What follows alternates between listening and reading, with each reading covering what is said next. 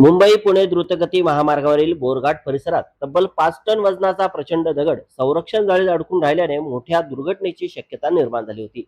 मात्र महामार्ग पोलीस, महाराष्ट्र राज्य रस्ते विकास महामंडळ, IRB आणि तांत्रिक पथकांच्या वेळीच केलेल्या संयुक्त कारवाईमुळे संभाव्य अनर्थ टळलाय.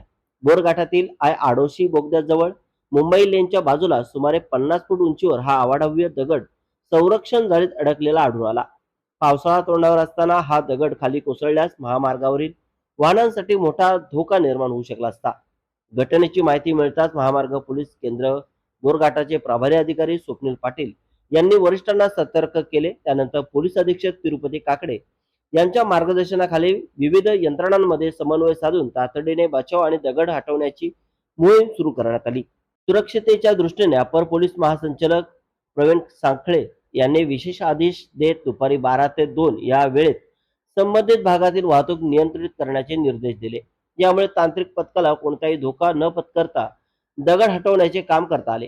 या मोहिमेत MSRDC चे अभियंते, IRB चे अधिकारी तसेच मेकाफेरी इन्फ्रास्ट्रक्चर कंपनीचे अभियंते आणि तांत्रिक कर्मचारी सहभागी झाले होते.